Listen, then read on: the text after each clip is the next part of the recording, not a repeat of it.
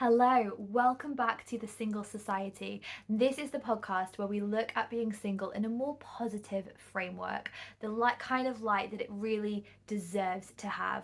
My name is Jo, and I am very excited to have you with me today. We are going to be taking a look at being single at Easter time. Now, I know that may feel more niche, but I do think that being single around particular seasonal celebrations, particularly family orientated traditions, can sometimes be a slightly aggravating time of the year. So this episode is taking a look at that. And I know Easter might seem like a random choice, but I really don't think that it is, because actually things like Christmas, New Year's, Valentine's Day, people to some degree mindful about it being a family orientated time and being single, and whether they decide to be sensitive about that or not is not always guaranteed. But that's a fairly kind of, classic conversation that we have. People will talk about, it can be more challenging to be by yourself at Christmas. Or, of course, you can be having the absolute time of your life, free from obligations that may come with being in a relationship. But it's a more kind of classic conversation that we have. And I sometimes think some of the smaller holidays, so like Easter, Halloween, St. Patrick's Day, etc., they are also all important days. They have bank holidays that go along with them, so we have more time to decide what we want to do with.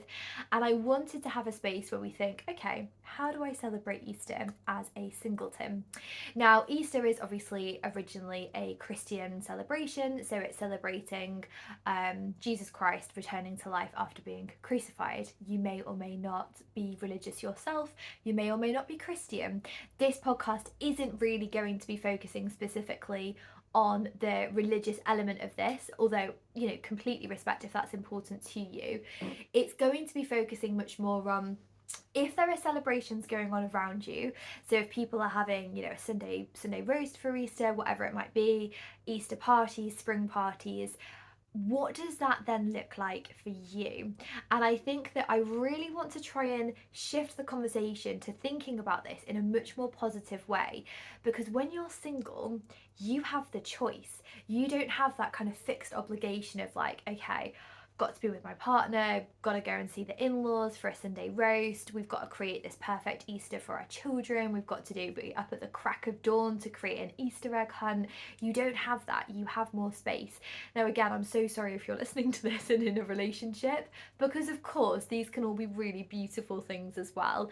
The key fundamental thing always is about choice. You get to decide what it is you want with your life. You can choose to be single, you can choose to look for a partner, you can choose to be in a relationship or to leave it, but however you want to do it is up to you. And within that, you get to decide how you want to spend these holidays. Now, partly for this reason, I am doing a singles party. There's ones coming up in Manchester and in other places as well, specifically for singles people. So if you are wanting to come and to celebrate the bank holiday, that is going to be on Thursday, 17th of April. So just as we kind of go into the bank holiday weekend. So if you want a space where you're around loads of other people at a similar stage of life to yourself, hopefully that will feel like a positive space that I have then created, and that you've got that opportunity to be around other people. But if we're then heading into the weekend, you've got different options you might want to think about. It is a bank holiday, so if you want to disappear and have that quiet time for yourself, why not? It's your life, it's your choice. You get to decide what you want to do with it. So if you want to just disappear, absolutely make the space for yourself to do that.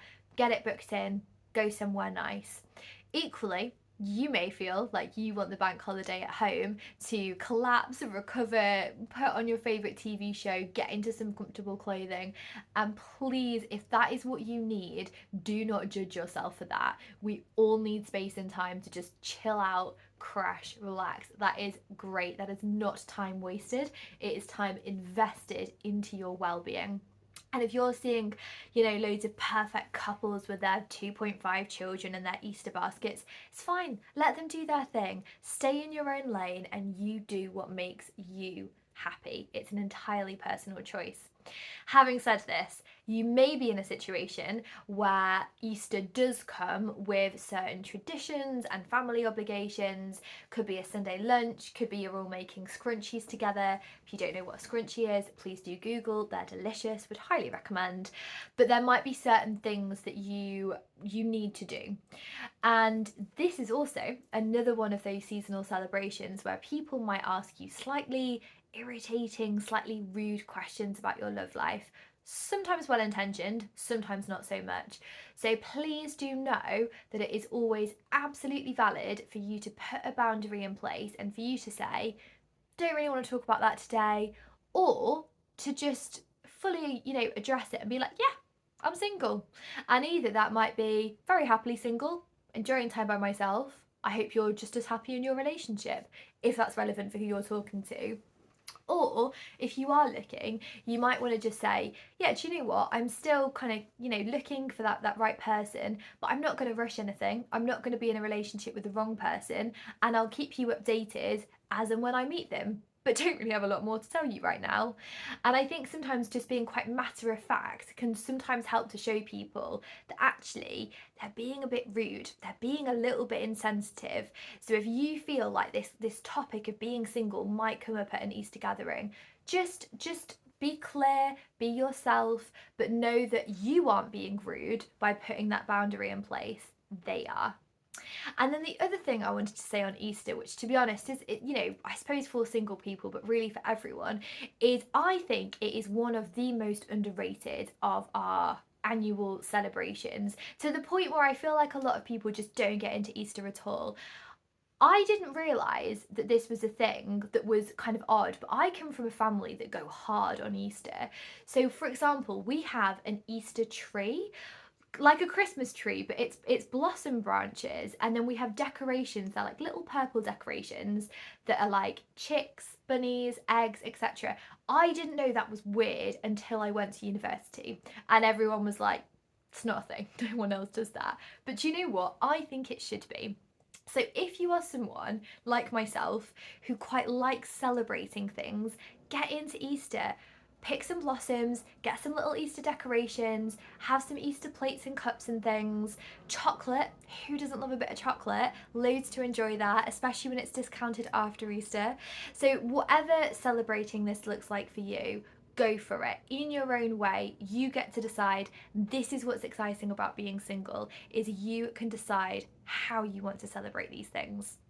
If you're not already subscribed, please do so. It would be lovely to have you for the rest of these episodes and to keep building this community of single people. I'll see you in the next episode.